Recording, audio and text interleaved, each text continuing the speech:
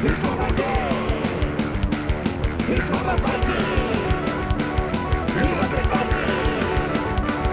He thinks he's awesome. Hey everyone, this is me, the Undead Viking, and this is Innsmouth 32. Now, Innsmouth 32 is the most recent iteration of the shuffling horror games from GameWick Games. These are a series of games that use the same mechanisms predominantly, with slight changes due to the themes that are playing. So Roswell 51 was a game that came out first for the shuffling horror games, which it was obviously a alien themed game. They came up with Pittsburgh 68 a few years ago, which was a zombie-themed game, and now this is obviously a Cthulhu-themed game. Now, the premise behind these games is that you are at kind of like a drive-in theater, and you are watching a movie, and each of the people that are playing it are going to take on roles of that movie, except for one player is going to be the director of the movie.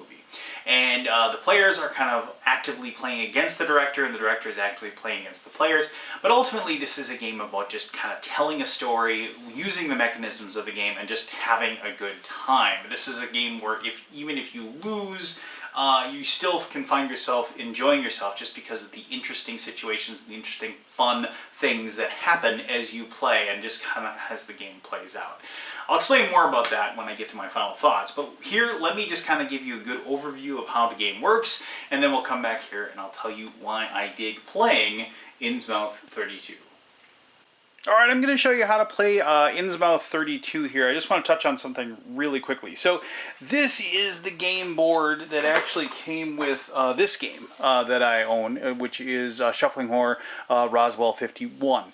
Now, as you can probably actually, if you see down here, you can see it says like Roswell 51, Innsmouth 32, Pittsburgh 68, and Baltimore 94.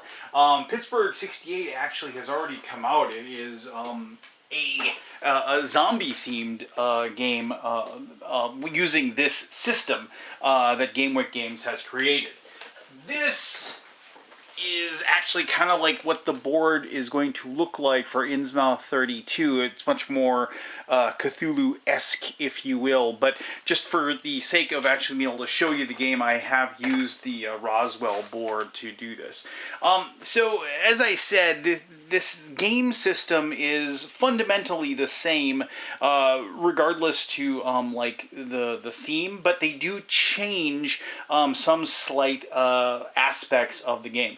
So one of the biggest things about Innsmouth 32 is that you're going to be using actually mythos points and insanity points.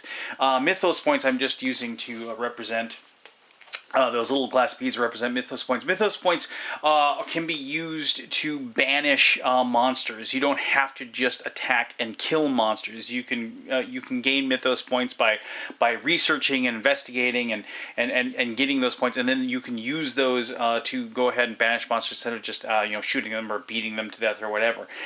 The other thing is like insanity, just like any good Cthulhu game.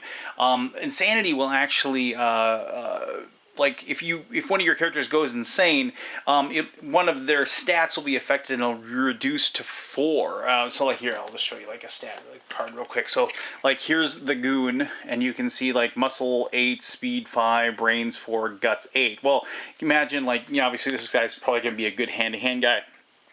Imagine like the insanity affecting him and reducing his muscle to 4. It would actually have a lot of really bad outcomes because of that, if you're counting on that.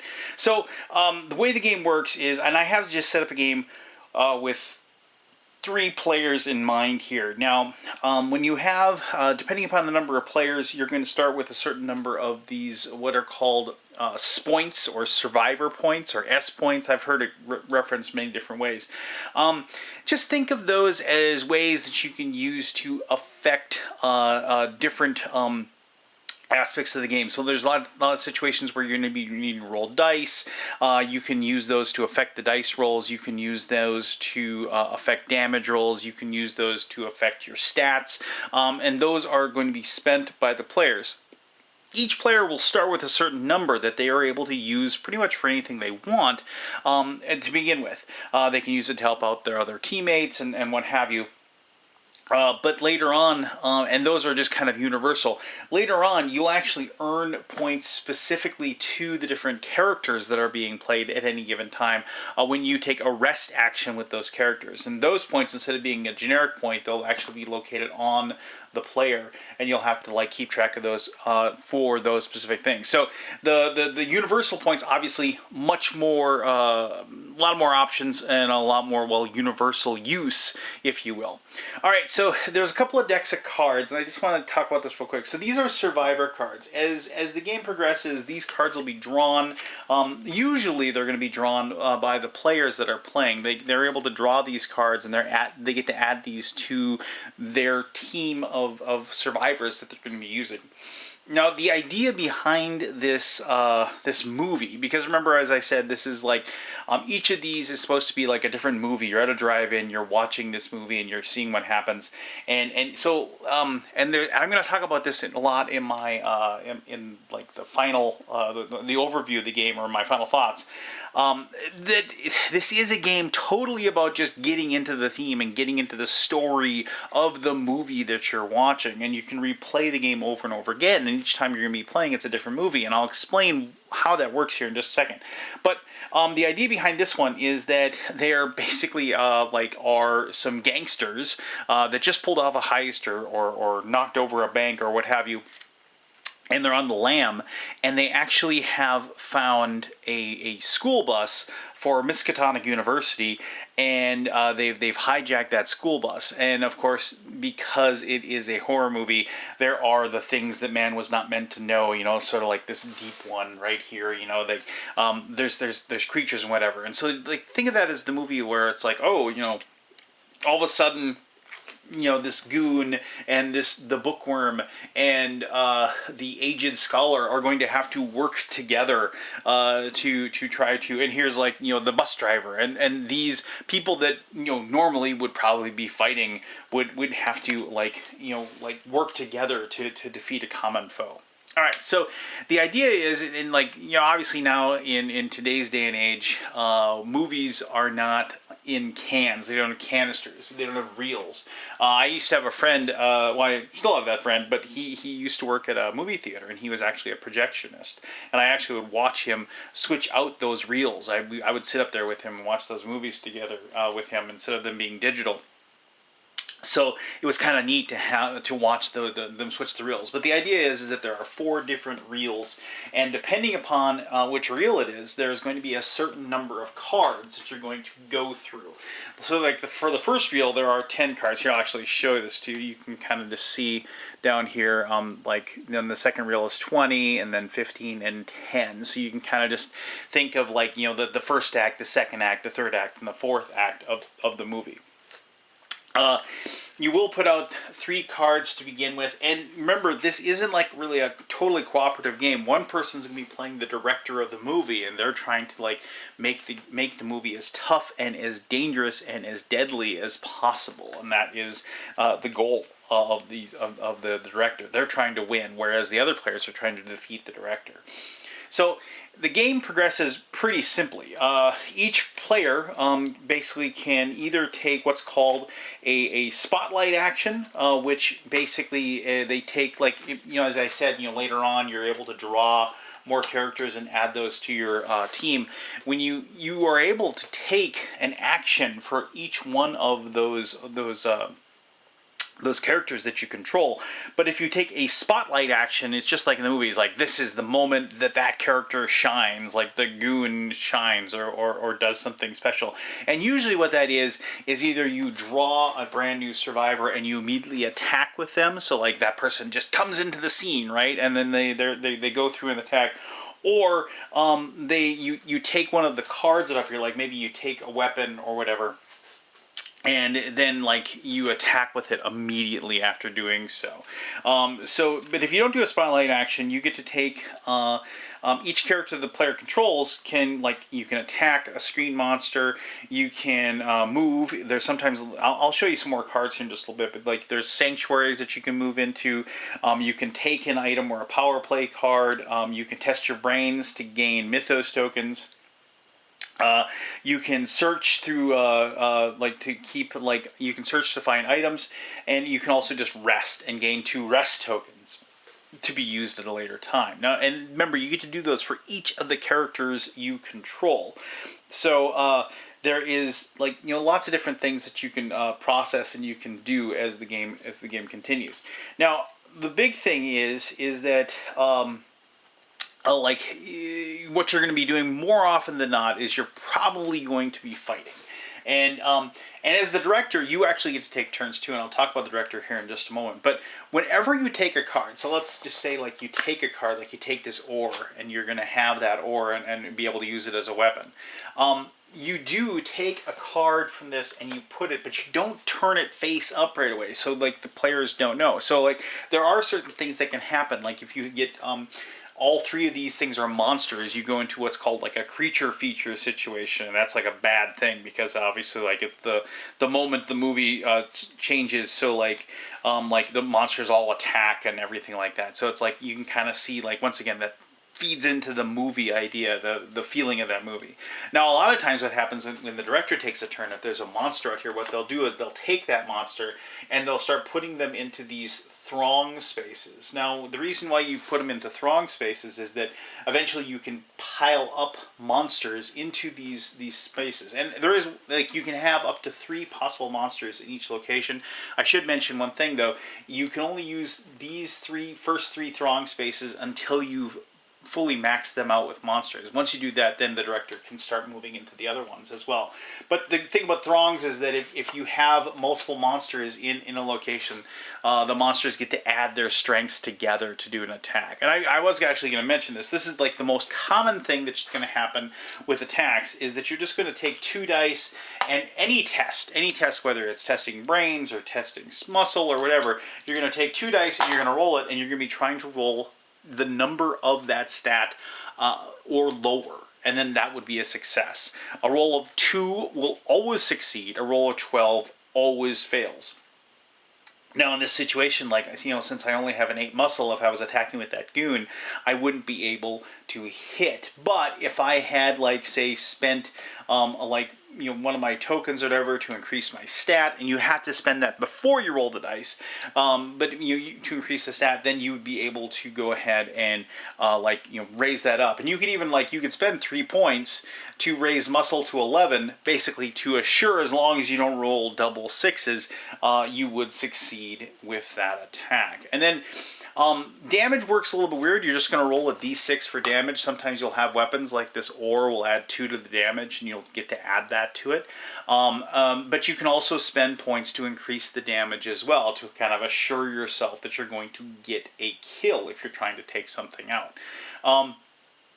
Another thing with damage, like if monsters attack and then they attack somebody, first of all, one, if you don't do enough damage to the strength of the monster, you don't put damage tokens on them or anything. You have to do the full amount of damage to kill them. They just basically don't take partial damage. Also, players, unless players basically have to have a hit point. If they get hit, they're dead. The only thing you can do is either spend, if you like, but you still roll a damage die. So, like, let's say I successfully attacked the professor here, and I rolled a damage die and I got 3. You could spend 3 points to possibly, and just to avoid the damage taken. Or you can roll against your speed, and it's called a flail action, which basically, and if you can succeed in a speed test, then you can avoid that damage and not be killed off. So there's a couple of cool things, like if you ever like all of the NPCs, which there's quite a few of them, if you ever get down to one possible survivor left, you basically go into an end game scenario. It's like the last one standing, where basically all of the monsters get to try to kill that last person. But if they can somehow survive that attack, they can win the game. Once again, this isn't really a game about winning and losing. This is a game about telling a really compelling and cool story. All right, so I wanted to show you a couple other things really quickly, and like I said, I'm not like going through a full set of the game here, because this game is a lot about like I said, it's the narrative, it's the story, it's about the players kind of immersing themselves in the idea of like this horror movie and just trying to play it out and act it out. I mean, it's one thing for you just to say, oh, okay, I'm going to go ahead and try to attack this thing. No, but I mean, like if you like say, it's like the bus driver grabs the broken oar and starts to beat the deep one to death with it, like that's a lot more fun than just saying I'll take this and I'm going to attack, so you have to kind of get into it. So you do get this big giant deck of these cards, and the reason for that is because there's 10 cards, and then there's 20 cards, and there's 15, and there's 10 cards you use. There's a really good chance, because when you're done, like there are situations where like you can kill off or remove cards permanently from the deck, but for the most part these cards will get shuffled back in, and what you'll do is that you will take all of the cards at the end, and then you'll shuffle them all together, and then you'll deal out the next deck. So there's a really good chance like of certain cards, like if like you're, oh, I really want to find this pistol, like you might never see the pistol show up in the game, just because it'll never shows up or anything like that. It's just one of those things where unfortunately it just won't occur. So like there's like and here's like you can see here's the Glimmer of Shoggoth, and you can see there's a 1 insanity point where like characters will get an insanity point, which will, like as I said, reduce their stats, if you will. Sometimes you get these events like these shuffling horror events. It says a random survivor is captured by the cultist. Place this card along with 3 times the real number survivor points on that character. These points must be limited by other survivors via brains or guts tests. Each success removes d6 points. If points reveals end, the victim is never seen again. So this is just kind of like a cool little like a subset of the sub story of what happens that gets added to the game. And again, these are, there's lots of these different cards, and there's lots of different things that you can see, lots of different monsters. If you never, there's a really good chance that you'll never actually see these things actually happen. I'm trying to find I wanted to show you a sanctuary card that you were able to use. Oh, and there's also these plot device, like here's another plot device. It's like director's choice, player discard. So like the director player gets to decide on this one. Strange ululations erupt on the beach. Screaming voices echo back through the streets of town. All survivors must make a guts test. Those who fail this test gain 1 insanity token. Anyway, who fail by rolling 10 or more gains 2 insanity tokens. So, obviously, cool. Once again, cool little things that can happen as you're playing the game, just to add to the story that you're having. So here is like a sanctuary thing where if you find this, if this gets turned over, you get to immediately move it to one of these sanctuary spots, which is either here or there. And players can actually go and they can hide in sanctuary locations where they cannot be attacked. However, events can still affect them. And if they move into those spots, then they can do certain things where like are able to search and find mythos tokens and find and go through the discard and find items and whatever too. So sanctuary cards are kind of like a cool, also once again, it's like, oh, I go check out the creepy, strange temple. Just kind of adds once again to the immersion, adds to the storyline, adds to the fun of the movie that you're creating with you and your friends. The game just kind of continues until you can either get through the entire movie. If you can get through the entire movie and you survive, obviously you're going to live. If the director can kill everybody off, then the movie ends, obviously, and then moves movie ends spectacularly in like a macabre ending or grotesque, like everybody gets turned into a deep one type ending, or just consumed by a Shoggoth, if you will. This is, I played the other two versions of this game, the Roswell version, the Pittsburgh 68 zombie version. Both of those games were excellent. I enjoyed it, and I've been really looking forward to playing this new iteration, and I can't also wait until like the Baltimore 94 comes out as well, because I'm really excited to see what that does. If you are somebody who digs these like narrative games, these thematic games, I think you're going to enjoy this one a great deal. A one against many type experience that I always find exciting, especially if I get to be the director. But let me talk about that and more in my final thoughts. Alright, so now you should have a really good idea of how the game is played.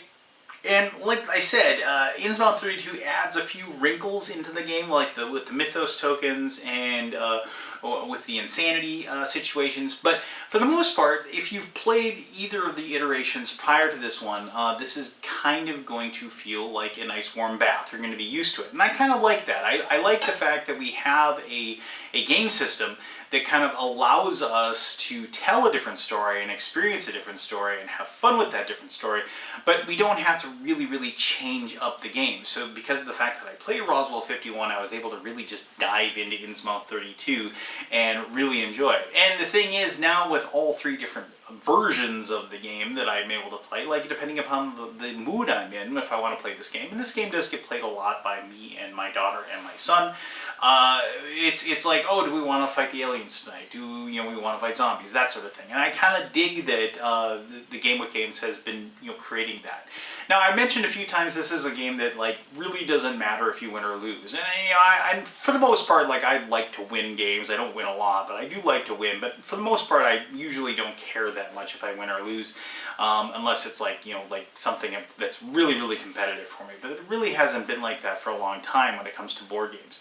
What I like is when either I'm allowed to like do something in the game that makes me feel smart or makes me feel clever, and usually that's more of a Euro type game. But if I'm playing a narrative game, I want the movie in my head that I'm playing that game and playing like kind of like the cinematic amazing moments. I want those things to happen in my head and in the game, and I want the players that are playing to kind of buy into the game and buy into that theme and buy into that narrative that we're all creating at the same time. In a lot of ways, it's kind of like playing a role-playing game. When you're playing a role-playing game, all of you are kind of buying into the story that you're all being a part of and facilitating the creation of. And this is definitely one of those experiences. This is kind of like playing an RPG, but without having to go through the whole process of like creating a giant module, creating a giant adventure, and what have you. This is like just a quick little standalone smash and grab type of fun situation where you can draw upon all of those scenes from all of those old horror movies you've watched, those classic moments, those classic scenes. You can draw upon that, and you can like create that in your head, create that moment with everybody else at the table, like laughing, joking, referencing old movies, quoting old movies, and just enjoying the ride that the game gives you. And if you know what I'm talking about, you know exactly what I mean. And like, it's when it comes to thematic games or narrative games, that's what I'm looking for. I want to roll like have that moment where I spend a bunch of points. As long as I don't roll a 12, and then you roll the 12, and you realize that that's like the guy slips on the fish guts and lands on his back as the deep ones jump on top of him and chew off his head. Like that's like that ridiculously awesome moment that you'll laugh about. You'll remember next time you play. And the same thing goes for failing, like succeeding wonderfully against like amazing odds that should be stopping you. Things like like rolling a 2 and being able to headshot Cthulhu or what have you, and pulling off an amazing win. And at those moments, like everybody at the table, win or lose, you just kind of get swept up in those, and those are those memorable like game sessions that you'll be talking about years down the line. And that's kind of like what like a thematic game or like a mirror trash game, if you will, provides for me a great deal and something that I really enjoy. So if you were a fan of like the previous 2 iterations, or even if you never played those, I would strongly suggest checking those down because those are a lot of fun. But and then also making sure you get a hold of this as well, because this is a wonderful addition to this game system and it is a heck of a lot of fun. So there you go. If you have any questions about this or Roswell 51 or Pittsburgh 68, by all means ask away. I'll be happy to answer those as best as I can. As always, thank you very much for taking the time to watch this video. I really appreciate it. And as always, be the best version of you that you possibly can be in every interaction, of every decision of your life. You're going to fail probably more often than you succeed. I know I do, but it doesn't mean you can't try. It doesn't mean you can't just keep swinging for the fences and trying to, be that awesome human being that I know that you can be. As a matter of fact, you are awesome. I'm the Undead Viking. And until next time, I'll talk to you then.